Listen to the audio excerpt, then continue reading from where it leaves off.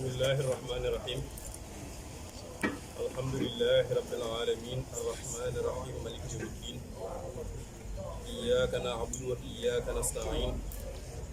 Ihdina as-siratal mustaqim. Siratal ladzina an'amta alayhim ghayril maghdubi alayhim waladdallin. Wa malikan an-nafsa wa turdil la'in. Hablan tihaliya li ghayri ya mu'in. Wajal hawaya tabi'an lima nuhib. وليهب في الخلق ما منك محب بلا درار وبلا عداوة والتقني جوالب الشقاوة آمين يا رب بحرمة النبي والقلب مني كل الدنيا جدب. Chers Gabonais et Gabonaises, chers citoyens du monde, nous vous adressons nos salutations les plus chaleureuses à partir de ce lieu très historique qui est la ville de Libreville, qui est mentionnée dans plusieurs des écrits de Cheikh Ahmed Bamba. Mais nous vous adressons aussi nos salutations à partir de ce lieu où est érigée cette grande mosquée qui est la mosquée de la montagne sainte,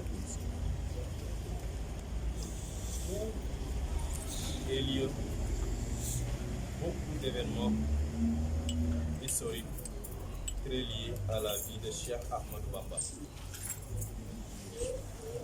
Avant d'avancer, il faut rappeler que Cheikh Ahmed Bamba, sa mausolée se trouve à Touba au Sénégal, très différent de Samori Touré qui est enterré ici au Gabon.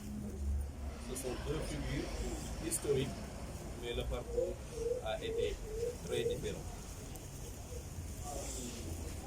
Puisque nous allons faire une présentation sur la vie de Cheikh Ahmed Bamba en détail demain, Inch'Allah, à la salle pour la grande conférence, je vais très rapidement faire un aperçu sur le personnage de Cheikh Ahmed Bamba. Et Inch'Allah, demain, nous allons détailler sur les contextes historiques, le contexte politique, le contexte social, économique, le contexte culturel et religieux, et le contenu du message de Cheikh Ahmed Bamba pour le faire connaître aux Gabonais et Gabonaises et aux citoyens.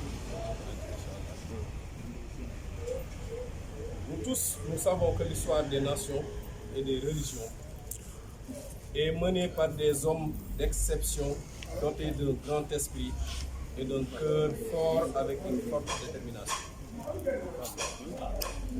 Grâce à leurs fortes aspirations, ils accèdent aux rangs et aux positions les plus élevées et avec leur avancement, ils bâtissent la gloire des nations et élèvent haut leurs étendards. Notre histoire islamique est pleine de ces hommes qui ont donné l'exemple par la force de leur foi en Dieu, leur intégrité, leur piété, leur fermeté dans les principes et leur dévouement à défendre la vérité et à soutenir la religion. Cheikh Ahmadou Bamba Khadim Rassoul qui signifie le serviteur privilégié du prophète sallallahu alayhi wa sallam. Cheikh Ahmadou Bamba, que Dieu l'agrée, fait partie de ces hommes. C'est une personnalité par son génie, son caractère unique et la multiplicité de ses aspects extraordinaires. Sa vie entière est une merveille, est un miracle.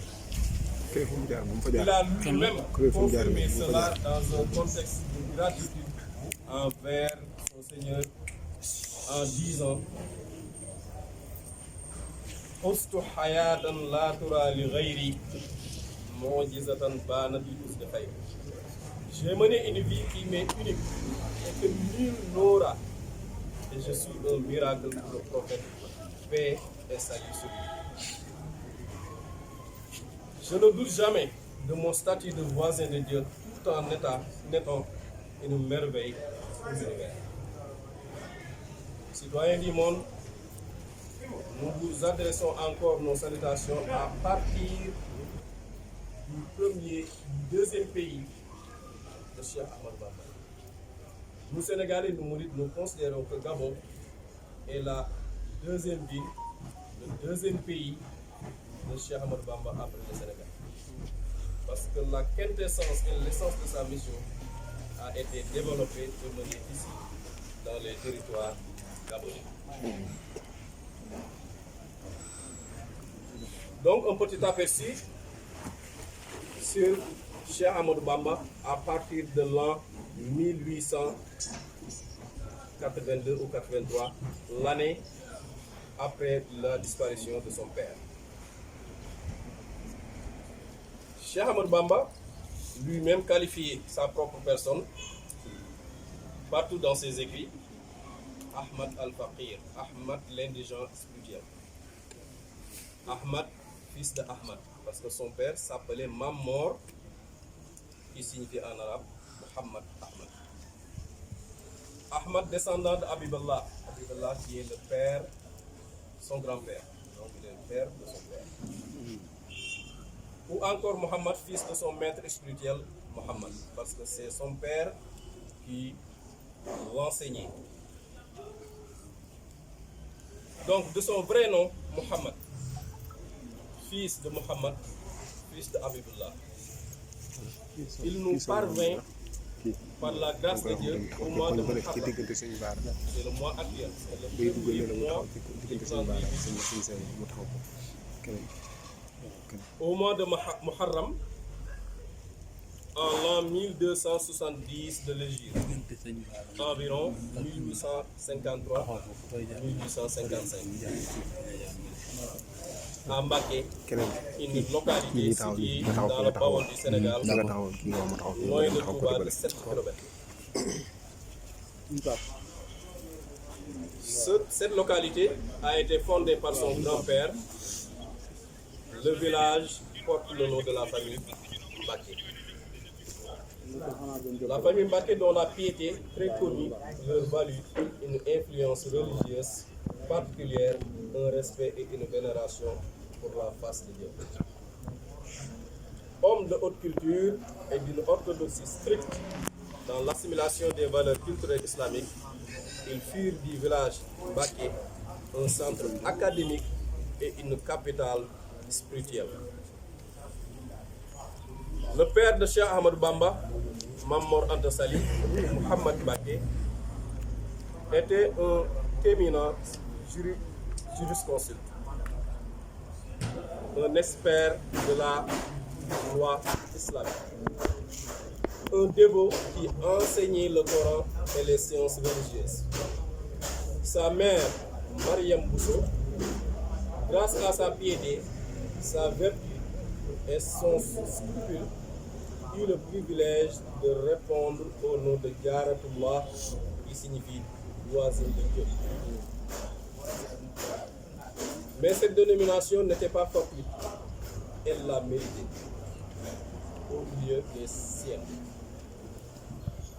Donc les parents de Cheikh Ahmadou Bamba ont très tôt découvert en lui une perfection innée qui s'est traduite par des attitudes, des comportements de piété, de bonne conduite morale, de dévotion, de solitude, de méditation et de comportement exécrant l'amusement, l'indécence et le péché. Partout où il passa, durant son cursus, après avoir parfaitement assimilé le Coran, que ce soit pour l'acquisition des sciences religieuses ou instrumentales comme la grammaire arabe, la prosodie, la rhétorique, etc., on lui reconnut unanimement une perfection spirituelle qui ne pouvait que résulter d'une lumière provenant de Dieu. Jusqu'à l'an 1300, il assurait l'enseignement auprès de son père et sa carrière intellectuelle lui avait permis, dans le cadre de ses fonctions, des fonctions que celui-ci, son père, confiait d'ailleurs, d'écrire dans certains domaines et des sciences religieuses instrumentales pour le rendre plus accessible. Il composa à cet effet le Jawharun Nafis, qui signifie joyau précieux, qui est une versification du traité de jurisprudence de Mohammed al-Akhdari. L'ouvrage intitulé Mawahib al-Quddus, les dons du très saint, qui est une reprise versifiée de l'ouvrage de théologie de l'imam As-Sanusi intitulé Ibrahim, la source des preuves. On peut mentionner aussi Jazbatus Sighar Madil Mukhtar, l'attirance des adolescents vers le service rendu au prophète sallallahu alayhi wa sallam, qui est un ouvrage traitant particulièrement des articles de la foi. On a aussi le Moulayyin Soudour, qui signifie l'adoucissement des cœurs, qui reprend en versification le Bidayatul Hidayah de Imam al-Ghazali, qui signifie le commencement de la bonne direction. Donc Cheikh Ahmadou Bamba reprendra par la suite ce poème sous le titre de Mounawwirus Soudour, l'illumination des cœurs. C'est un ouvrage qui traite du perfectionnement spirituel. Plus tard, il composera bien d'autres ouvrages dans les domaines de la jurisprudence, de la théologie, du soufisme, de la bonne éducation et dans d'autres branches comme la grammaire.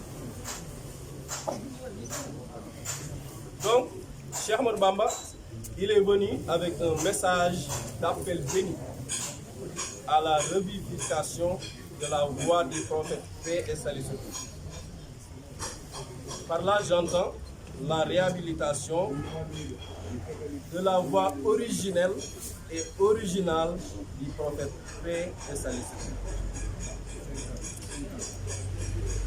Et il a établi sa grande méthode de réforme avec une grande influence qui a été décrite par son fils, Cheikh Mohammed al-Bashir, en disant une grande fluctuation dans la revivification de la religion musulmane et l'émergence d'une grande méthode de réforme. Une ampleur sans précédent ont provoqué l'étonnement dans les cœurs et un choc dans les fondements du Assurément, nous aurons l'occasion demain, dans la grande conférence, de détailler sur l'environnement et les contextes qui prévalaient avant la venue de Cheikh Ahmadou Bamba. Nous allons aussi détailler sur la vie de Cheikh Ahmadou Bamba, ses enseignements, sa mission et son message. Sur ce, je vous remercie. Wassalamu alaikum wa rahmatullahi ta'ala.